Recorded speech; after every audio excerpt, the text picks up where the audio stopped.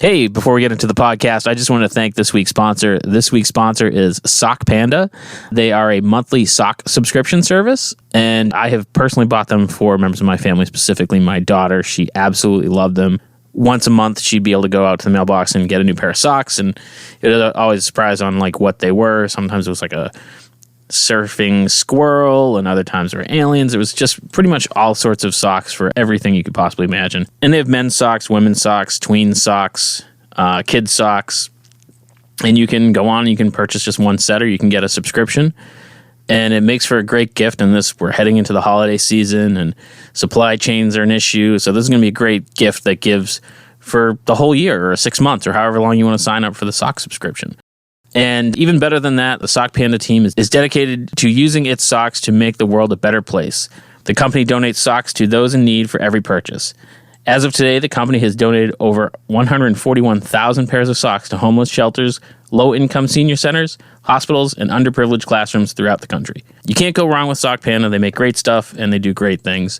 And today, they're giving our listeners a 15% discount. So you can go to sockpanda.com/discounts/Inebri-art15 to get 15% off your order. And we just want to say thank you to them for sponsoring the show. And make sure you go there and get some socks for yourself or for your loved ones this holiday season.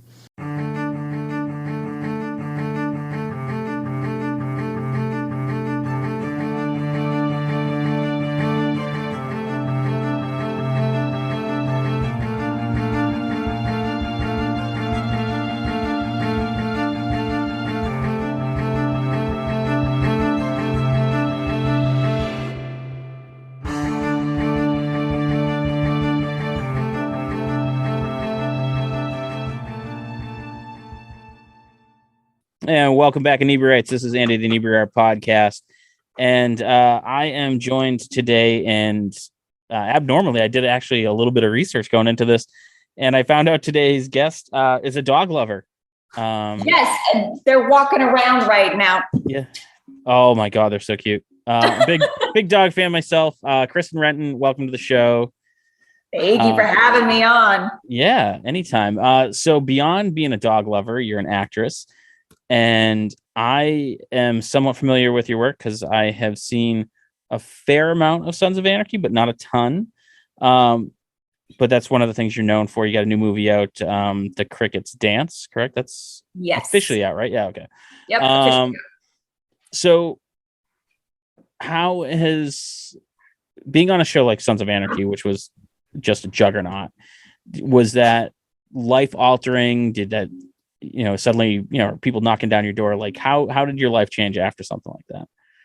Well, if you take out just the fact that it was such a fan favorite, and that it does now have this cult following, and pretty much everybody knows, whether they've seen it or not, everybody knows what Sons of Anarchy is. Mm-hmm. Just being able to say I worked with the caliber of people that were on that show was life-changing. I mean, if I never do anything again, I had that experience, and that was absolutely amazing. And to find out that, you hear a lot of stories about people in Hollywood, a lot of A-list actors that, you want to meet them and you get so excited about it, and then they turn out to be assholes, right?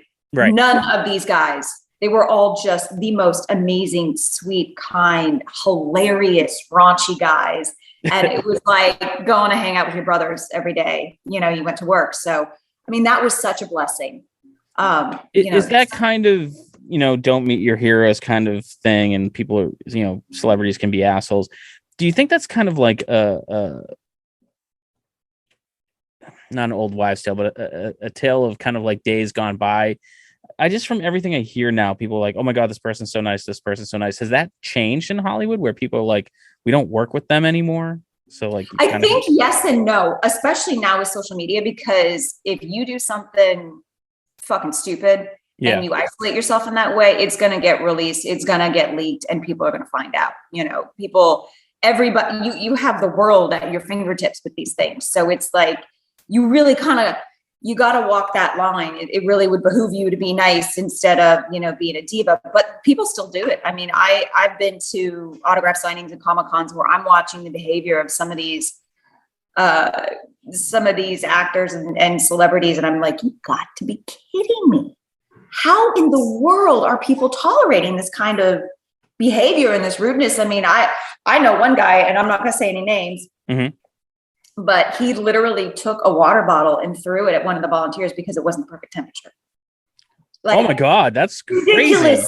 Yeah, ridiculous stuff like that still happens. But, you know, a lot of the people that get away with it, they've been in the business for so long, nobody's going to, you know, excommunicate them at this point. I think they're just kind of waiting for them to go away.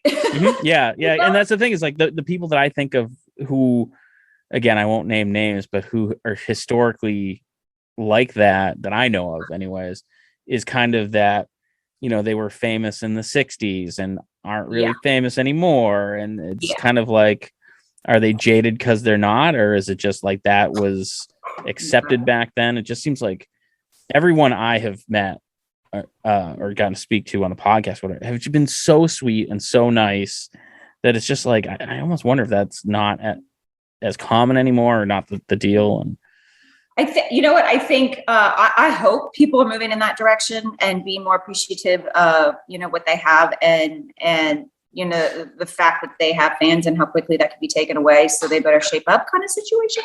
Yeah. I hope that it's going down that path. I mean, myself, I've never been any different. So, I mean, I wouldn't really know, but I definitely think with the invention of, you know, these social media platforms that it's causing people to kind of reevaluate their attitude and what they put out there with regards to, you know, their personality and things they say and things they do.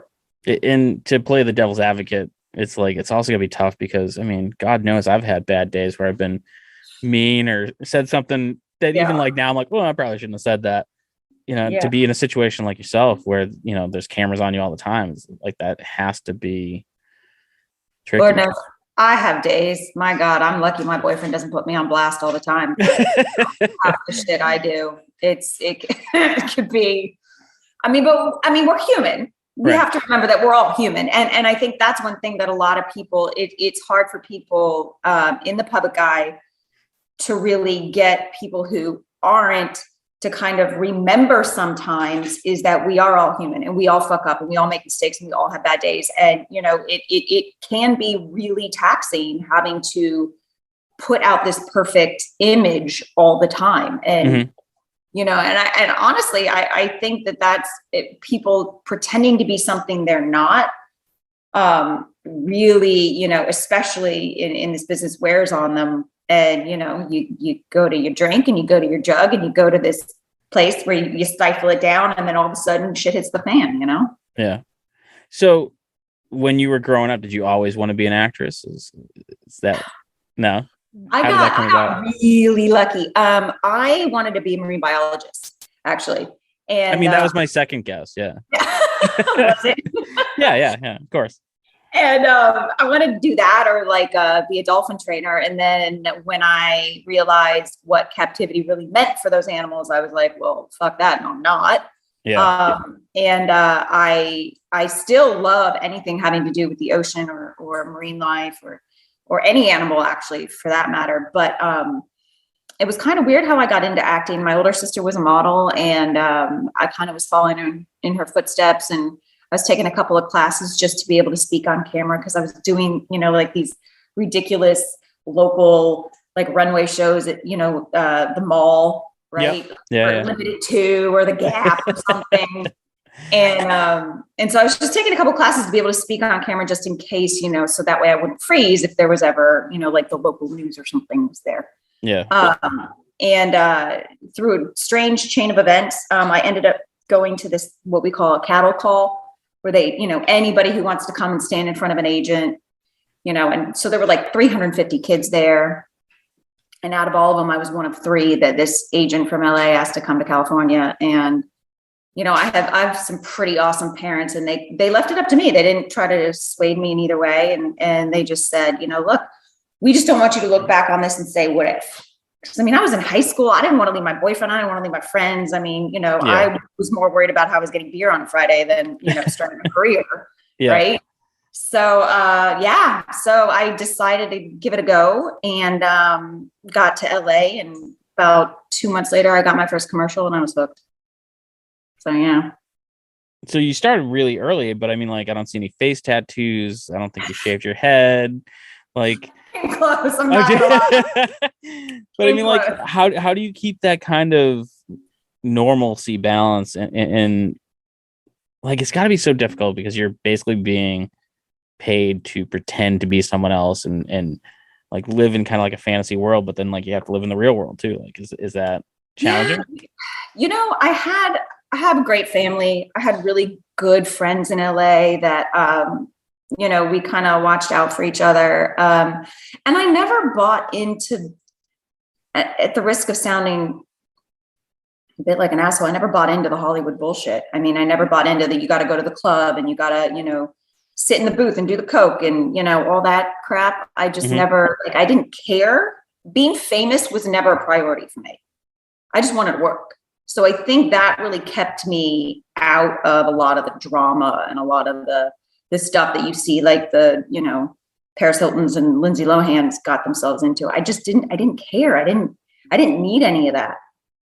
So I'm just much more of a homebody and I really just cared about the work and my animals and volunteering and that kind of stuff versus going out and partying. Now, don't get me wrong, I've had many a long night in LA, but it wasn't something that became part of my regimen.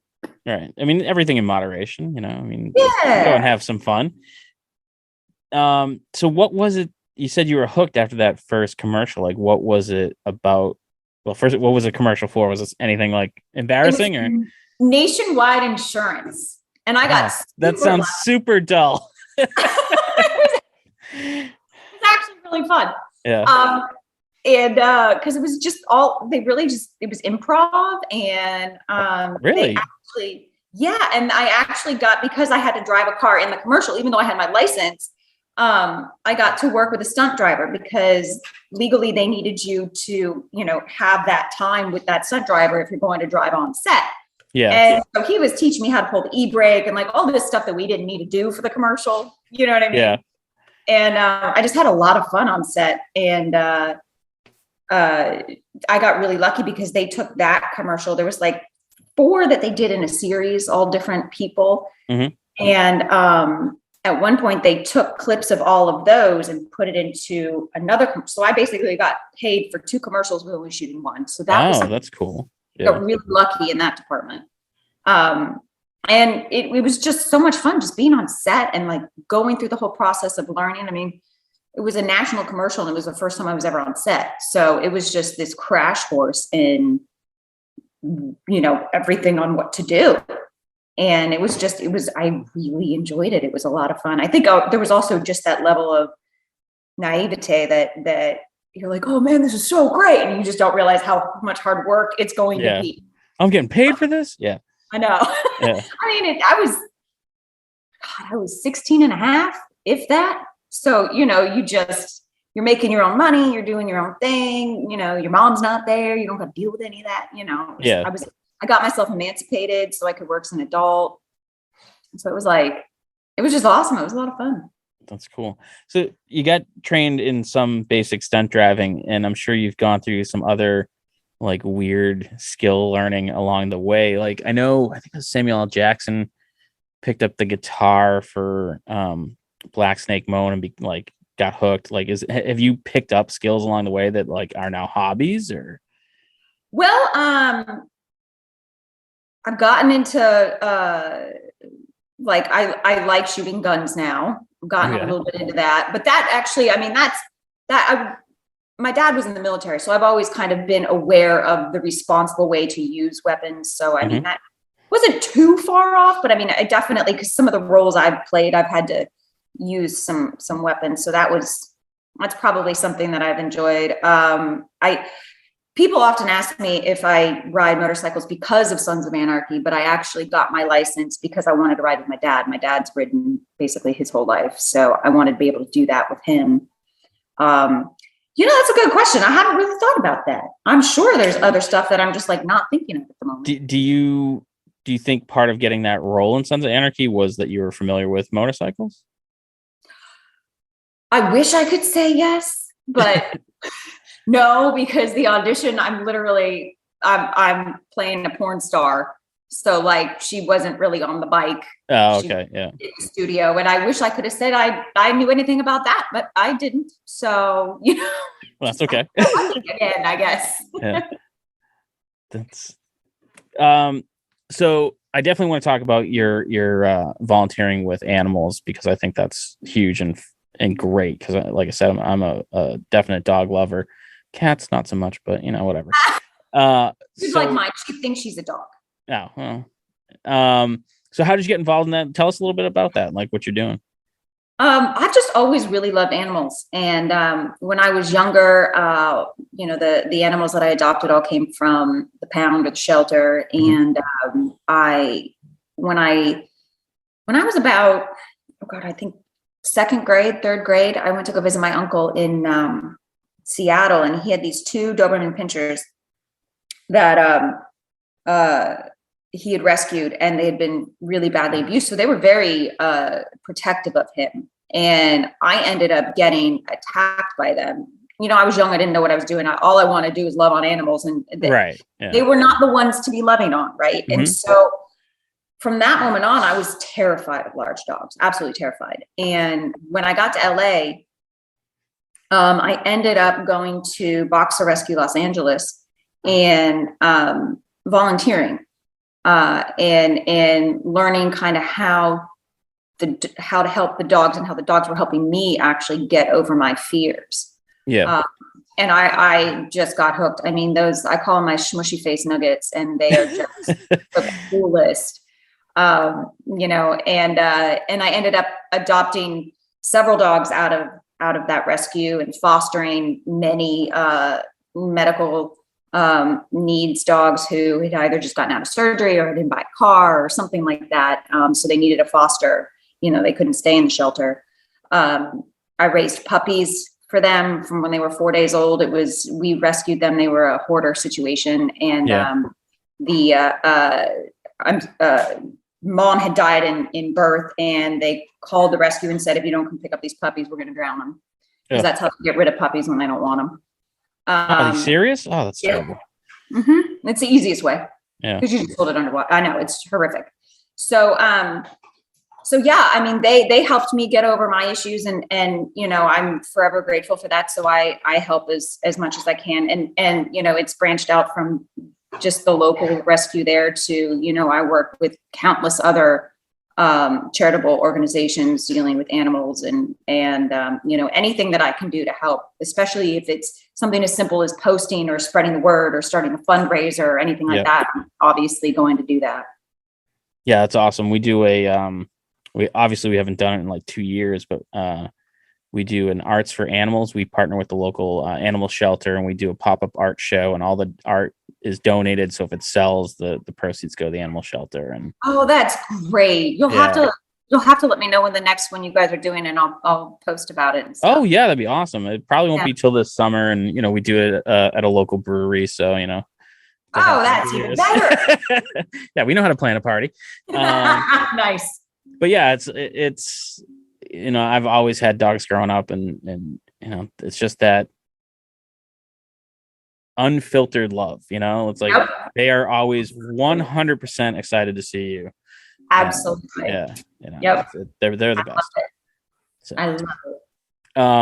So I commend you. I think that's great. What was the name of the rescue again? Might as well plug them again.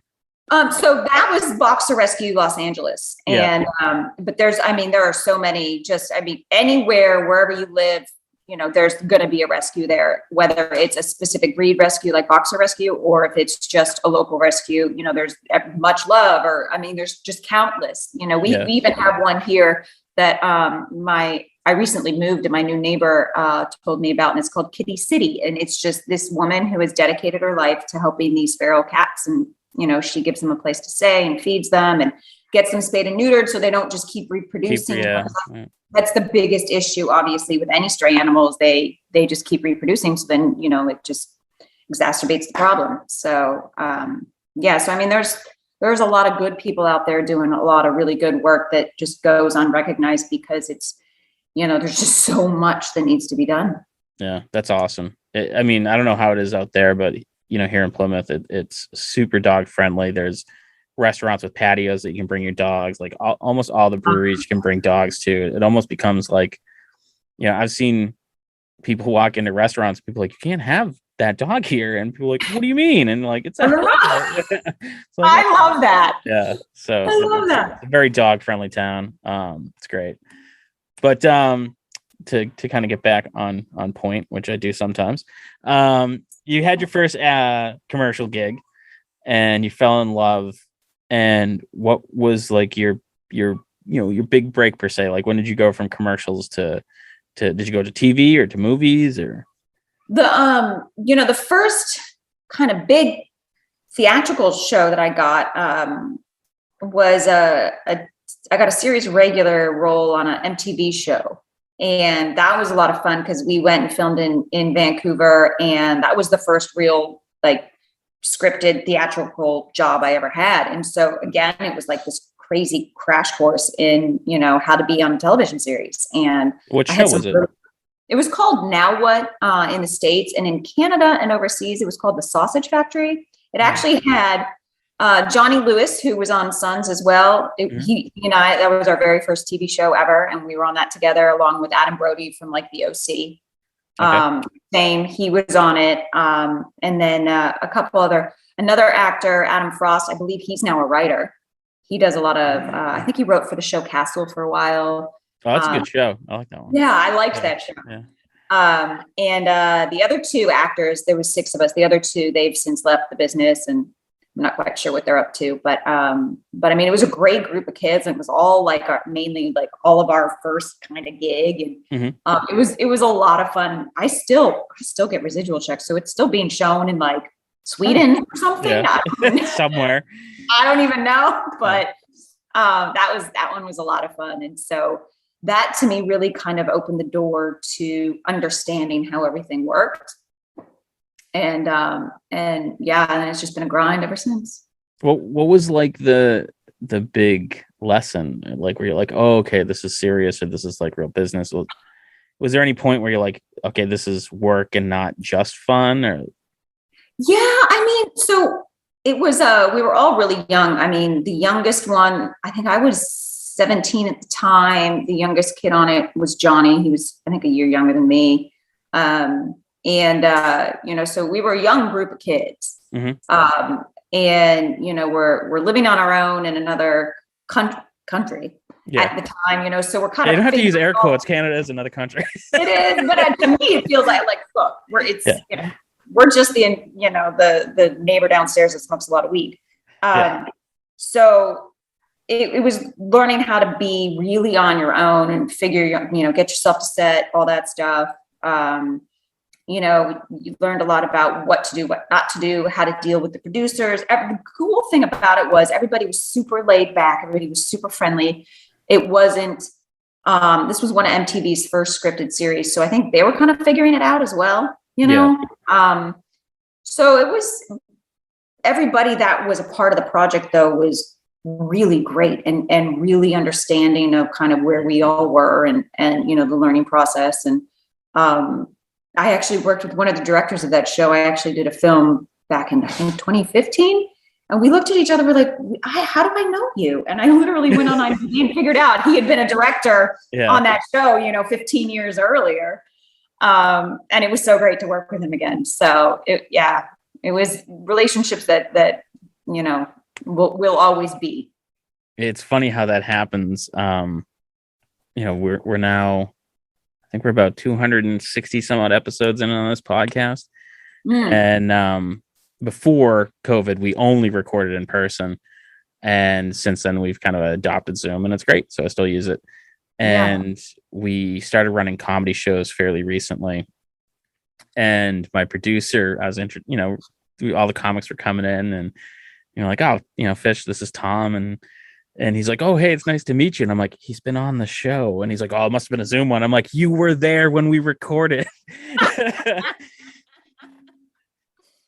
But it has been a lot ever since we've all been doing Zoom. It's like when you don't physically go from point A to point B, like shit just blends together, It's crazy.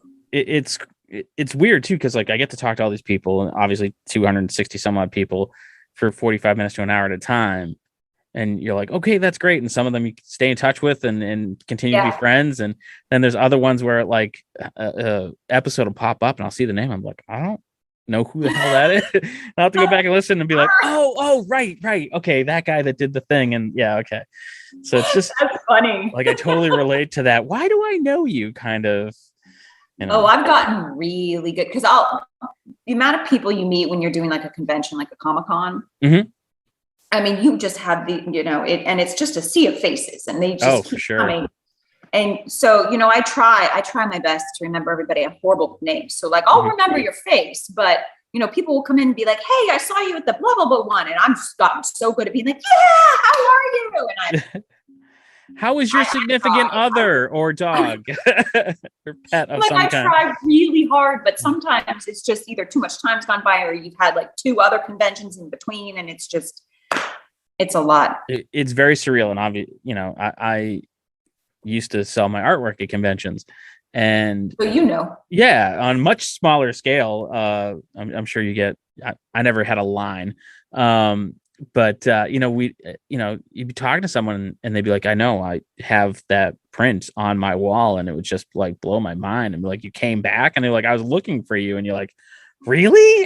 That's awesome. Yeah, but I mean, like, do you have like, what was it like for your first con to see kind of that line of people waiting? Well, the very first one that I went to was the one in New Jersey. Oh, Chiller Theater. Yeah, I've been to Chiller a bunch of times. Ooh, okay. Yeah. Well, I'm talking like that's an experience. I mean, there when Priscilla Presley was there. Mm-hmm.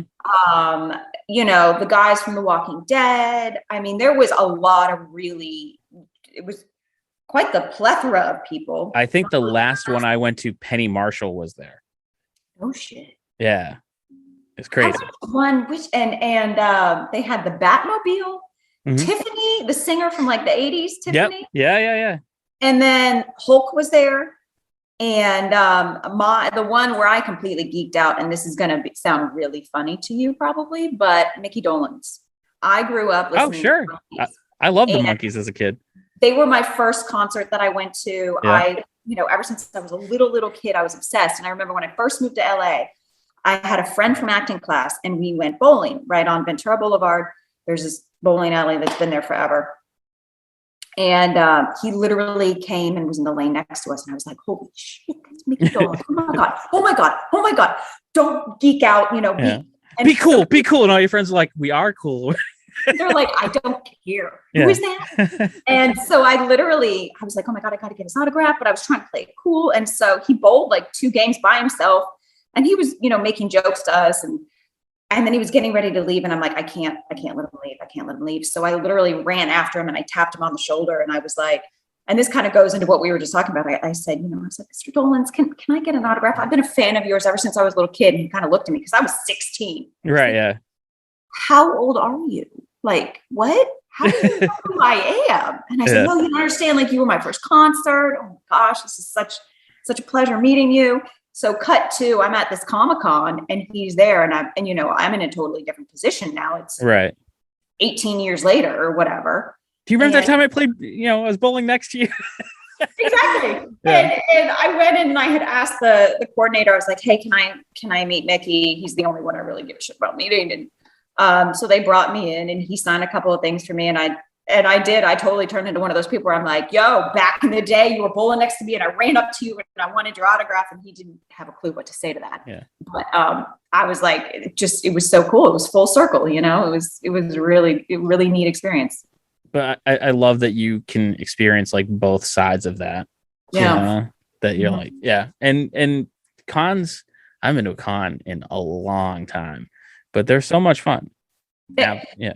It is. I give people such credit. I mean, there are some cosplay that are just phenomenal. I mean, they put so much time and effort into it and they're walking around. I'm like, girl, I couldn't do it. Mm-hmm. Good for you. And then there's others that you're just like, did you look at yourself before you left the house today? I'm just like, what is happening right now? Yeah. But they're out and living their best life and you cannot be upset with that. I mean, it is just you, as long as you're happy, you do you, our favorite game to play at conventions, because I mean, there's so many characters and so many genres now that you can't have the knowledge of all characters. So we would play cosplayer clothes. So you'd like nudge the guy next to you and like point someone and be like, cosplayer clothes. And it was always like, okay, are they eccentric or is that a costume? You know, it was always a really, really good one. Yeah. Exactly. That's exactly what I'm talking about, because you really don't know. And there's such a wide variety of people from all different genres that you're just like, no way to know. Yeah. That's a great game. It's a super good game. You should play it. It's so much fun because it's really hard. Trust me, I know. Yeah. So now that you're con famous or whatever, is it much easier to get? I think I already asked this. Is it easier to get roles, or do you get contacted more about roles? Yes and no. It's. Well, let me reframe that a little bit, because I've heard this before. How much? Because you brought up social media. How much does social media weigh into getting roles? Because I've heard that like people be like, oh, like how many followers do you have online?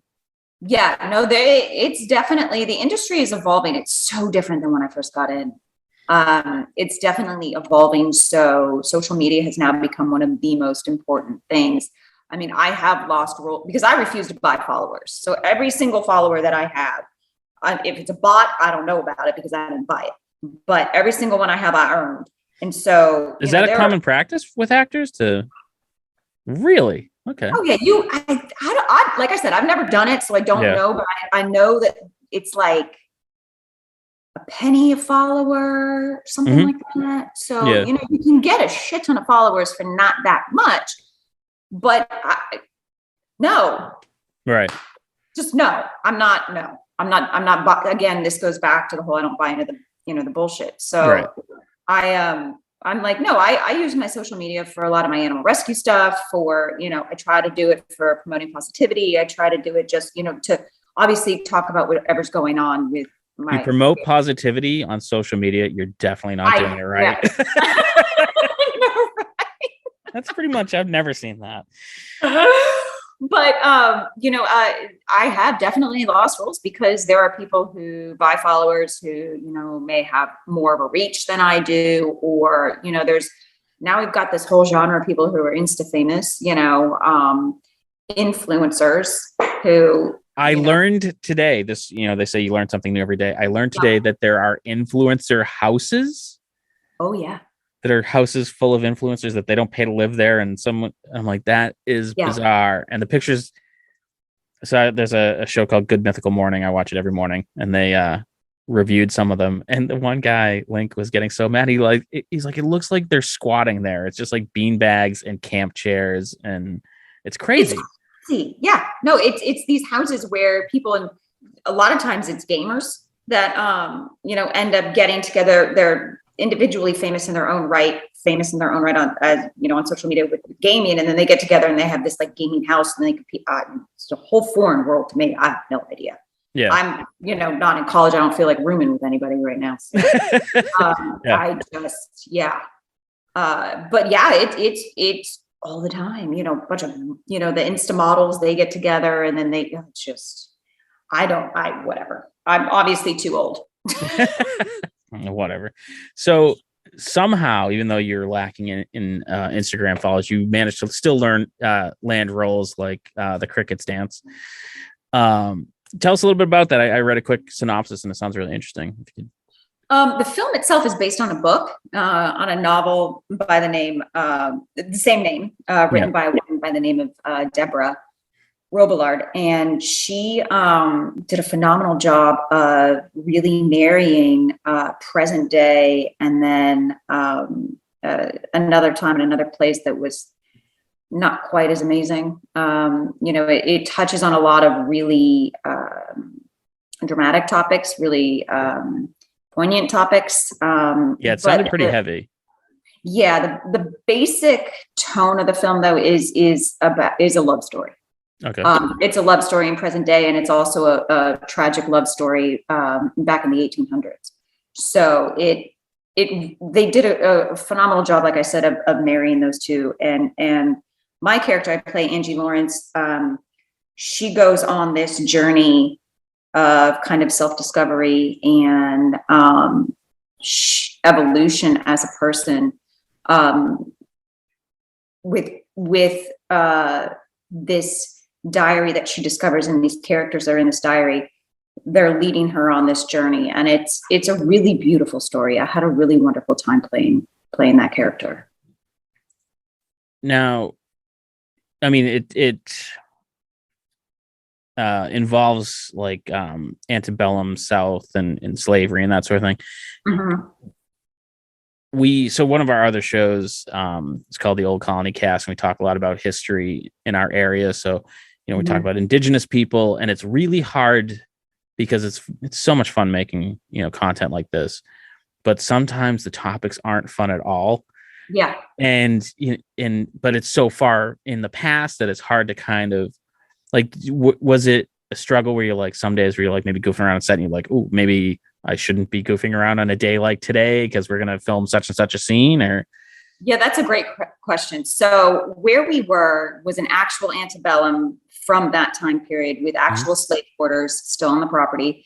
And a lot of the people that were part of this project were either local or had grown up in the South, including my co-star, Maurice, who he's from Augusta, and he is a descendant of slaves. And so he and I had some really deep conversations in between takes of different scenes and whatnot about what being on this property meant to him, what emotions it was evoking for him, what he had discussed with his family about it, and also we shot it in 2019. So it was the beginning of a lot of these movements that we're dealing with now. Yeah. These discussions that we're having that, we're really starting to come to a head, whether it be, the women's rights or the Black Lives Matter movement, or, just a lot of these inequality topics that have been coming up. So it was very interesting timing that we didn't plan it that way, but a lot of those things were happening in reality, and we're there kind of discussing them in this film. And there were some days where, there was some heavy topics that we had to broach, and I definitely was very sensitive to a lot of my co-stars who were there and how they were processing it. Because look, as a white female, I have no idea what that would feel like. Yeah. Being a descendant of a slave, I have no idea. So I'm going to sit there and I'm going to respect you and do whatever I can to make you more comfortable. And if there's anything you need from me, I just, it was really interesting. And there was some verbiage in the film that, initially Veronica, our director, was she wrote the screenplay that we were going to keep. And on the day we decided that it wasn't necessary because the action or the subtext was going to get the point across. So there was some adjustments that we did as well. But, for the most part, everybody there was aware of what was going on in the world and aware of what this subject matter really meant. So, we didn't really run into any issues in that regard. Do you have a preference to roles like that, or something more action packed like Sons, or a comedic role? Like, do you have a particular favorite one that you like to do, or is it just more you like, one of those, like, I try to like to do something new kind of thing? I do like to do all different genres.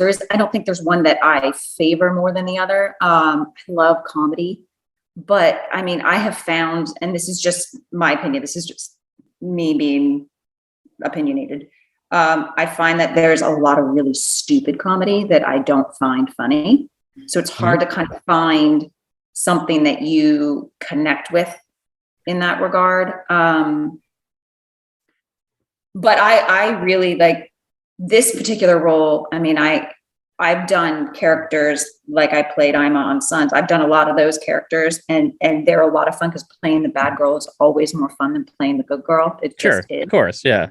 But this was I really believed in this story and this character, and watching kind of the process that she goes through and the evolution, coming out the other side. It's just a beautiful story, and she was such a pleasure to play. And I think it was a nice kind of change from what I normally do. So I really enjoyed it. Yeah.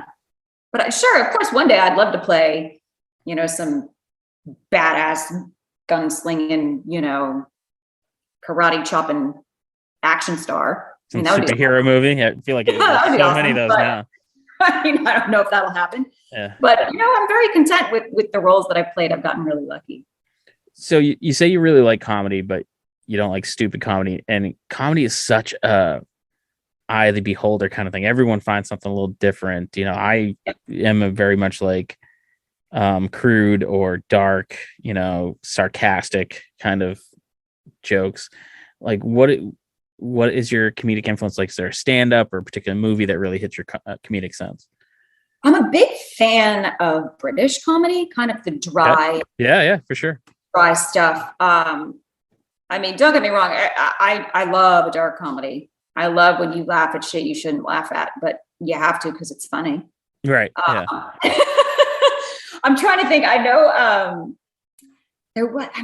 Was there a British? For myself, I'm a big fan of. QI is more of a panel show, but it's really, really funny. Mm-hmm. But have you ever seen Black Books? No. Oh, it's so good. It's got Bill Bailey and I'm gonna blank on the other guy's name. Irish comedian. And the Irish comedian plays Bernard Black, who owns a bookstore, and he's this chain smoking, wine swilling asshole.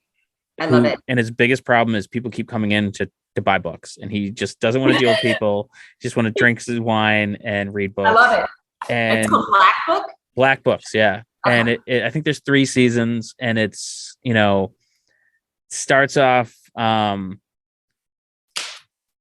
it kind of gets more and more silly as it goes on. Mm-hmm. But it's great. Nick Frost and Simon Pegg both appear on it. Oh, they're 2 of my favorites. Yeah. Right. So they're kind of how I got into that whole world, and I just love them so much. And like even one of my favorite films, anything that they've done. All of their films Shaun of the Dead is just like phenomenal. Oh, it's a perfect movie. Yeah, perfect. Yeah. But I love one of the first films when it came out that I was like, okay, I got to start watching some more of this British stuff, was Death at a Funeral. I've never seen that. Okay. So we Americans, we remade it. Okay. And I actually watched. That means it's not nearly as good. Exactly. I watched it actually for the first time, the American version, probably last week. Okay. And I was like so disappointed. I really was. I was, because the original was just so perfect. Every beat, everything that you were laughing at that you shouldn't be laughing at, but it's funny, so you laugh at it. Yeah. It just, I highly recommend it. You should check it out. I'll have to check it out. I definitely made a note, so I'll have to check it out. And Simon Pegg is such an underrated actor. He there's a movie, I think it's called Hector and the Search for Happiness.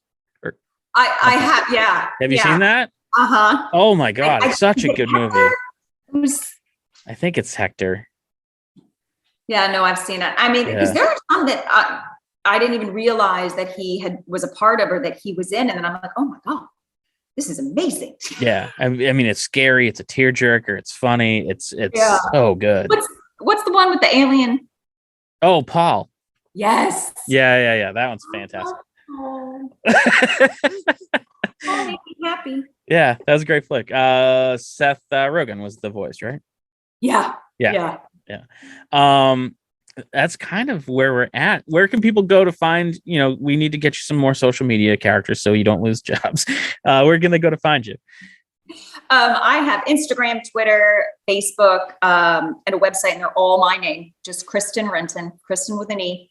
Okay. And the new movie's Crickets. I'm sorry. The Crickets Dance. I almost said the Crickets with the Dance, which is nonsense. The Crickets Dance. So people should check it out. I'm definitely gonna, it's got good ratings on IMDb, so I'm gonna check it out. It looks great. And thanks for joining us, man. This is great. Absolutely. Thank you for having me. I had a lot of fun. This was wonderful. Yeah. And keep up the great work with the dogs. I mean, that's. Thank you. So thank you. Goodbye. Oh, goodbye? but what are their names? This is Paulo. Yeah, hi, buddy. He's adorable. Yeah. I don't know where Daxie went. Where'd Daxie go? Yeah. Oh, he's sleeping. He's eating on his antler. He's got on his So I used to have a Labradoodle. I actually used to have two Labradoodles. And so I'm kind of borderline almost ready for a new dog. And I've already decided that when I get a new dog, I love Labradoodles, so I'll probably get one again. And its name will be Detective Fernandez, the crime Labradoodle. So. Detective Fernandez. Yeah, so like when it shits on the floor, you can be like, turn in your badge and your gun, that kind of thing. Oh, I love it. That's amazing. So, awesome. Thank you to our listeners. Go check out Kristen's movie and follow her on Instagram and all the social medias and hug your dogs. Yes, hug your babies. Yeah. Say bye-bye. And thanks for checking out the show today, listeners. If you enjoyed the content today, you can go over to patreon.com/Inebri-art to support the show. You can join over there for just a few dollars a month and help us provide this fun content that you just checked out. You can also email us at Inebri-art.com with your questions, complaints, and concerns, or you can find us on all social medias at Inebri-art or at Inebri-art6 on Instagram. And also don't forget to check out our other shows, Bar Talk Podcast, Old Colony Cast, Inebri-art, and all the other shows on the Inebri-art Network, which you can find at Inebri-art.com. So thanks again for listening.